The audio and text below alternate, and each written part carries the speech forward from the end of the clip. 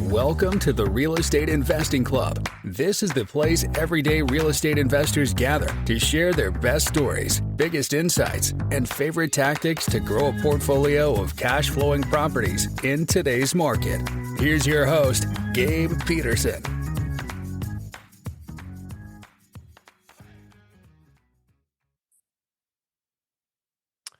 All right. Welcome back to another episode of the Real Estate Investing Club. It is December 15th. We are rounding the corner to Christmas in, 2 weeks? Something like that. Something crazy. Cannot believe Christmas is already here, but we are super excited. Today we have Al Wisnefske with us from Minnesota. He Wisconsin. is a land... What was that? Wisconsin. Wisconsin. God damn it. We just had that conversation. And I screwed it up. Wisconsin. Al is from Wisconsin. He's a land guy. We love having land guys on the show because it's a very unique strategy, and it's something that a lot of people can get into because it doesn't require as much upfront capital. So I am super excited to have Al on the show. Al, thank you very much for hopping on the show. Absolutely, yeah. From Wisconsin, about 30 minutes north of Milwaukee. So that'll help people pinpoint the location there. There you go. Al, I told you before we got on here, we'd like to start with stories. So take us to the beginning of your story.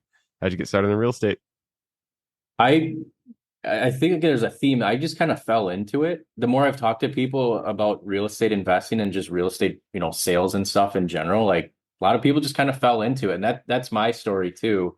When I went to college, I would have started college in 2010, graduated in 14, and it was my last semester. And that's when I was needed to get serious about like my job. And so they have all these resources, right? Like, here's some local companies, here's some applications you can do. I think I spent about 20 minutes on that. And I was like, this is not for me. Like, I don't want to go work here. I don't want to do this. I don't want to do that. And thankfully, this last semester was the first time they were offering a real estate investing course. So it's cool. A full semester on this. And this at your college? Well, yeah, this was in college. Yeah. Wow, and that's really like, cool. This is freaking awesome. So I took it. It was the only class I never skipped. And the professor was from the local area. This was up in Stevens Point, which is like central Wisconsin. And he actually lived in California for quite some time and did flips, wraps, lease options, wholesale deals. And he's basically just teaching us his strategy for how he got in started in investing. And he did it for a really long time. So the whole course was just on that. So I was like, I'm going to do this, and graduated, got my broker's license because it was right before Wisconsin changed the law where you had to work under a broker for 2 years. So I got my agent, and then the next week I went and got my broker's license just so I could, fit into that window. So I was a broker right out of college, and then I was like, hey, I'm going to start investing in real estate. I got the knowledge from school, right? It didn't do anything. I didn't know I didn't know what to do. I barely knew what the MLS was. And I'm like, man, I just learned all this stuff. Like, why am I not getting deals? Like, why am I not doing anything? And then, so I went more towards the brokerage side when I graduated, because it was easy for me to focus on land. I've been a lot around land my whole life, just hunting properties, farmland, stuff like that. Got a couple deals, made 4 figures, I think. It was like $6,000. I thought it was on a roll. The second year, I think I did 15,000, and I was doing it part-time because I had to go back to work. So I worked at a local lumber yard delivering materials, and then I worked at a power sports store. That's where I really fell in love with the sales part, because I wasn't a sales guy at all. Like, there was sales that I could have focused on in college. I'm like, man, I'm not doing that. Like, I don't want to do that. Like, that's horrible.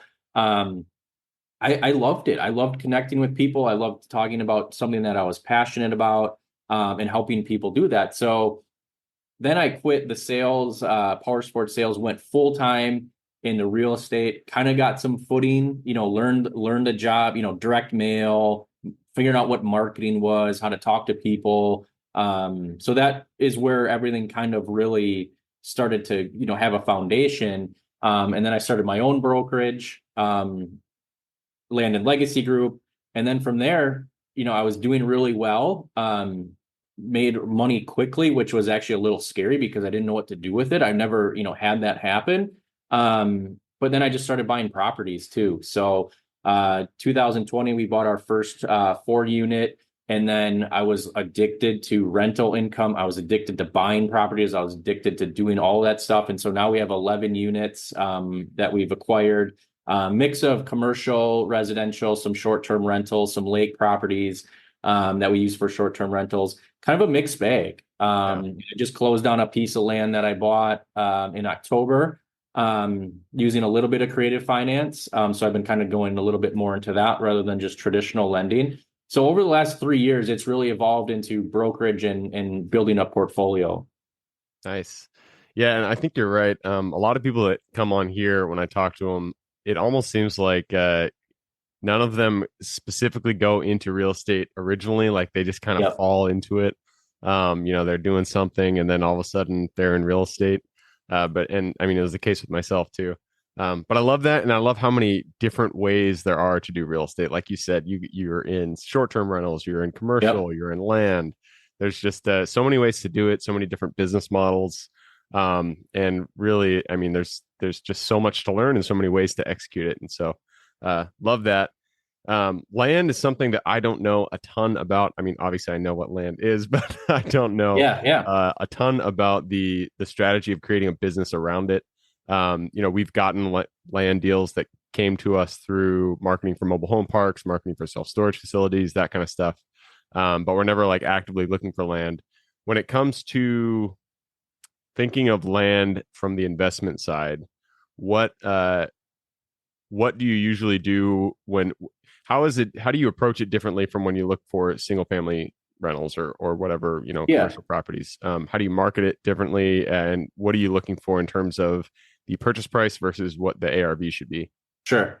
Yep. And that I like that ARV question. So I'll just start from like the brokerage side. So it's, targeting, like if you wanted to get land listings or, start, brokering land deals, it's no different than, if you're going over after, homes or something like that. Like you have your target and you just, purchase lists and you start, farming those areas. The hard part is there anything when you're purchasing lists, is there any criteria that you look for that signifies it will be something that moves quickly if you're the broker, or something that would be a good investment if you're the buyer?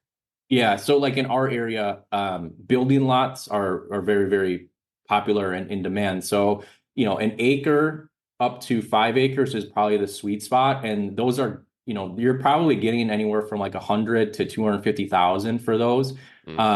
So, in parts of like California, right, that's really cheap. But for us, those are really good prices. And then those turn over really well, as long as it's a ready to go building lot.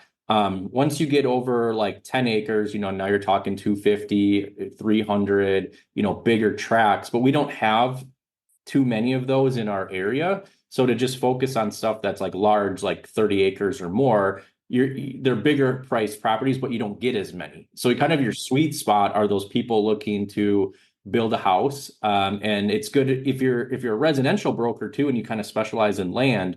It's good that way too, because you can help people find these building lots. They're going to build a house, and then you could sell, their house as they make that transition. So you can kind of work both sides. Yep. So we try to focus more on that type of property, a building lot.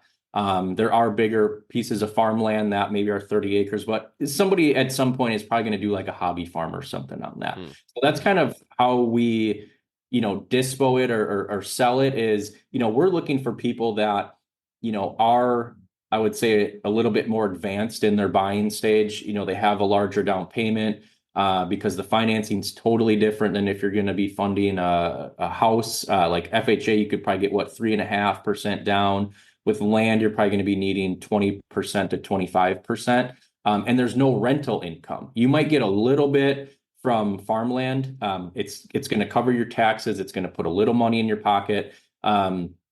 So it's more of I always say it's more of an appreciation type of hold. It's a long-term hold. There are instances where I've seen people, there was a situation, they were able to acquire it super cheap. Maybe they divided off a section of it, sold that as a building lot. Now we're kind of going back to the building lots because it was so in demand and you can get a higher price per acre. Or they bought the whole thing, didn't really have a use for it, and just, if you have 40 acres and you can make $1,000 an acre on a quick sale, you can, flip that property, so to speak. It's just harder because there's really, the buyer pool is so limited because you're not buying people. This is a second, third, fourth, or fifth property for some people versus someone looking to buy a house where they're going to live there for, 3 to 10 years, basically. Yeah. And so when you're looking at the larger lots, or even a 2-acre parcel or a 1-acre parcel, do you ever consider doing subdividing, or is it always just you're buying the acre just to sell it to somebody who's looking to build? It really depends, because sometimes you got to look at what the townships are allowing you to do. You might have 2 acres, and maybe you can split it into 1-acre lots, with the shape and the size, but that town might have a minimum acreage of 2, so you can get away with that. A really good example is that maybe if somebody had like 10 acres that lays out, you could do 2 5-acre lots. 5 acres in our area seems to be kind of that minimum that towns like to have. So if you have a 10-acre piece and you can, lay out 2 5-acre ones really well, that's something that'd be a really simple subdivision where you could do it. Now, if you wanted to do like a big development, there's just a lot of money involved as far as the land acquisition. Like you might need 40 acres, and that might cost you $1 million to just get the land. And now you have all the survey work, the permits, the approvals. That's going to take anywhere from 6 to 18 months to get. So there's the carrying cost is really high in order to get your first product that you can sell, which is a building lot. Yeah, that makes sense.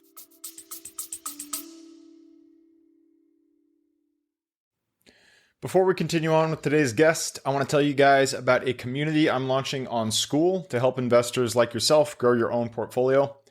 In this community, you'll get access to all the docs I use, all the systems I've built, everything I've used to grow my own portfolio, as well as instructions and guidance on how to get out there and find great deals, how to finance those deals, and then how to manage them for great returns. Since we're just launching it, the price will be set at a measly $20 per month, and whatever price you join at is the price you'll have for life. We will be increasing the price as the group grows, so if you're at all interested in growing your portfolio along other investors, now is the time to join. I will put the link somewhere in the bio or on our podcast website at therealestateinvestingclub.com, so if you are interested, head on over there. With that said, let's get back to the podcast.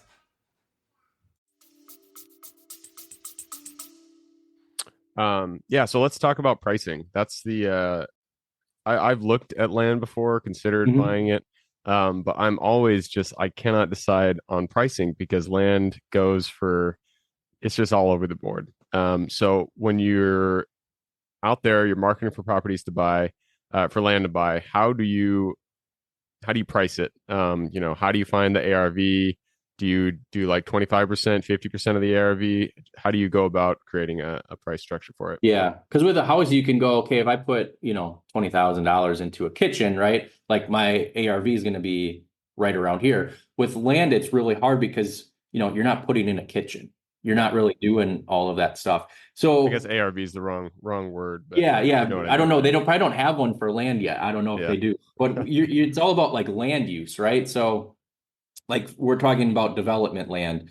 So in certain areas, farmland is farmland, right? It's not going to be a development piece or anything like that. But if you get onto these fringe areas of cities and towns that are looking to expand, what you want to look for is comprehensive plans. And a lot of these municipalities have them published, for 20 or 30 years out. And you can see which properties might be zoned, let's say agricultural today, but in the next, 5 to 10 years, it's actually a transition piece where they want it to be single family residential. So somebody looking to stick money into land, maybe you can pick that property up for farmland value today. And then in 5 years, maybe it's more of a development value. So maybe you gain, let's say it's $10,000 an acre for farmland. But in 5 years, based on, development and everything coming together, it bumps up to 15 or 20,000 an acre. And then you offload that to a developer who will come in and put the infrastructure and get all the approvals that way. So that's one way to look at it. The other way is I've had a lot of people buy hunting land, for example. And so it's just, people say, oh, it's just trees and all this other stuff. But really what people want now is a turnkey operation. They just want to come in and shoot a deer and, have fun. So they don't want to put in trails or anything like that. So I've had a lot of people buy off-market properties. They get, let's say 70 to 80% on what it probably could trade for on the open market. And then they'll come in and they'll put in, trails. They'll get some trail cameras of, deer and turkeys and all the other wildlife. Maybe they'll put like a little cabin on it that's, rather inexpensive. They'll do surveys and stuff like that. But then they basically are making a turnkey hunting property. And then, since they're getting money off on the purchase and they're adding value by just improving the property and making it a lot nicer, they can cash out that way. I've had a couple people do that. Obviously, it's just a little bit harder because you're carrying costs. You're not getting income right away. And you're shelling out a lot of money just to get it to this point. And then you got to find a buyer for it. And again, the buyer is someone that is, a second to fifth. This is their second or fifth property. So it's, you got to be a little patient with that. And it's a lot more risky than, flipping a house or something like that. Yeah. No, but that's a very interesting use of large tracts of rural land, is turning it into something that a hunter would want to buy. And this might be my naivety here, but are properties actually zoned hunting? Is that a zoning classification, or is that just something yes and no? Use? Like we have recreation zoning, okay. But that's usually like for land that maybe is like swamp or something like that. But I would say the majority of our properties are actually zoned agricultural, even though they might not be used for farming. They'll be assessed a little bit different on the tax bill. Like if it's zoned agricultural, it might be, 50% of it is farmland, 50% is woods. The farmland would probably be assessed agricultural, and then the woods would probably be assessed as like agricultural forest or something like that. So there's the zoning is usually pretty consistent, but then when you look at your tax bill, it'll be broken up depending on what your property is, what types of property you have. Right. And so any property that is zoned, I'm stuck on this hunting idea. Any property that's zoned agricultural can be used as, well, I'm sure it's specific to county, but can be used as a hunting ground. Yeah. Yeah. Well, you're running into trouble is like sometimes we have properties that are, 40 acres, but they're actually in like the city limits. So then it might even be zoned residential and you can hunt it, but you got to watch the city ordinances because you probably can't shoot a firearm in there, but you can shoot a bow. So then you're okay. You just got to double check all that stuff. Huh. Interesting. Yeah. We've had people do some crazy stuff. Yeah. That's it's another interesting idea of turning a property into something that would produce income. I'm sure you can even rent out land for hunting. Yep. Yeah. Big market. It's interesting.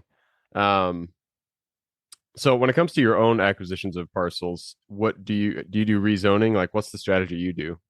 So the property that I just bought in October, I knew the area. It's actually very close to where our family owns land. And I knew the chances of it ever coming up for sale again were very slim. And so we're actually building a house right now. So we're going through the whole identify property, go through the construction. And then, this is a property that we're going to use for our our primary residence. Oh, okay. But I'm viewing it as a long-term asset to eventually use as a rental property. So while we were getting started on that, this other property came up that's close to our family land. And I'm like, I have to buy it. Like I know the area. I know in 10 years it's going to be a good purchase. And maybe we build a second home and keep the first one as a rental. So I'm kind of in my mind, I'm looking at land as, how is this going to benefit my portfolio, right? I got experience in short-term rentals. I got experience in commercial and multifamily, but I don't have that other piece, diversifying my portfolio, and it's got farmland income on it. So it's not going to be a ton of money, but it'll pay for the taxes. It'll pay for the insurance, and it's an appreciation play for me, or it's going to be something that I use down the road. So I bought it knowing that. I had to get a little creative on the financing. So the seller actually didn't want all the money up front. So they financed half of it for me. And then I just used cash for the other part. And now we're just going to do a refi on it just to lock in a longer term note. So everything that I'm buying, as far as land wise, is it's got an investment component to it, but it's also got like a long-term portfolio builder for it. It's stuff that I actually want. Like I want to own farms. So I look at farms for sale. And if there's one that I like, I'll look at the buildings, because then you can get depreciation, for your taxes, rental income if you rent out the house. There's farmland income. If there's woods on it, I can hunt it or lease that out like we kind of just talked about. So I'm looking at these types of properties as portfolio builders and long-term appreciation where, do I ever want to sell a property? Not really. Like I get attached to them, right? But if there's an offer that comes in that's really, really good, now I have to consider that. And so that's kind of where I'm looking to build my personal portfolio. And it's been fun on the brokerage side because I'm meeting people as I'm doing this that want to do the same thing. And so we're kind of looking at properties together to buy larger tracts, where maybe I can only do 5 acres by myself.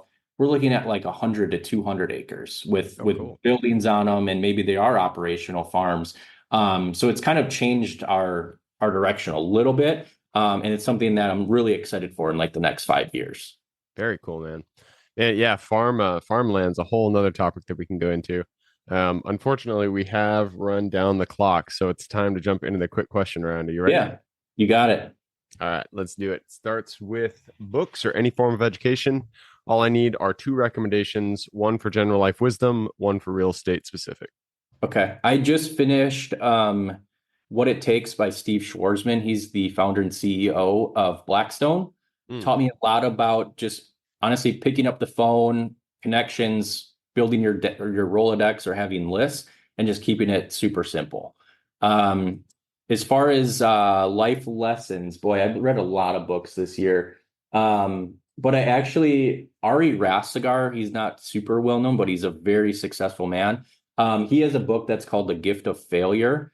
It'll apply to business, but also just like super personal stuff too. Like, oh, I failed at this today. Maybe I didn't go to the gym, right? Well, that is a gift. You can use that and turn it into a positive of get your ass to the gym, So those are 2 books that I really, really liked, and they're easy reads. Yeah, that's good recommendations. You said The Gift of Failure and then What It Takes, right? What It Takes. Yep. Cool. I will have to look into those. All right, next question is for your younger self. So let's go back to the Al who was just couldn't get into the graduation table, thinking about what he was going to do for the next few years. Go back to him, look him in the eye, give him one piece of advice moving forward. Get your broker's license freshman year of college and just do that during school. Yeah, that is, we have a 6-month-old daughter, and that's what I'm going to have her do. She's going to get her real estate license as soon as she can. That's the money she can make on the side. It's great advice for your younger self. All right, next question is about the U.S. It's a big, big place, a lot of opportunity out there. Give me the single metro you're most excited about investing in today. Honestly, any rural town, especially in Wisconsin. Like I'll probably stay close to Wisconsin, but there's a lot of these kind of towns that I'm seeing kind of get revitalized. Whether it's fixing up, their main street, or putting property into farmland preservation. There's a lot of like heritage protection going on that I kind of see as a growing trend, and so I'm looking to be a part of that to preserve a lot of these cool properties. That's cool. Yeah. Is there anything, any specific small town that you're keen on? So where I'm from, West Bend, it's about 40,000 people. So for a lot of people, that's pretty small. And they just stuck a ton of money into redoing the river walk, it's called. So the Milwaukee River comes through. And it was like a 3 or 4 year project, and we have a building that's in the district, so to speak. So they redid everything. We were, working with them as far as some utilities and just kind of being a part of it. So that was really cool. So I've seen it, and then they just redid the whole Main Street part of that. So it was really cool just to be a part of it. Cool. All right, next question is about finding the deal. It all starts with getting in contact with the seller. So what is your favorite way to generate leads and find new deals?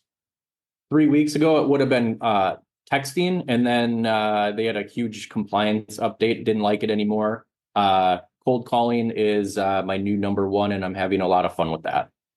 Oh, okay. Cold calling. You do Yep. that yourself, or do you have a VA No, that do it? VAs. Yeah. VAs do that. Yeah. Yeah. When it comes to lead generation, it's fun. We do it all. We do all the different types of marketing, and I feel like sometimes something will work, cold calling will work, letters will work, texting will work, and other times another strategy will work. And it's just you got to do them all and just keep pounding at it. And eventually, something's going to come through. Yeah.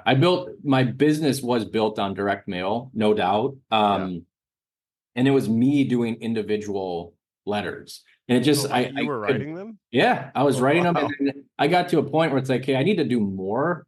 And I just then you start looking at systems and companies that help you do that. Yeah. Yeah.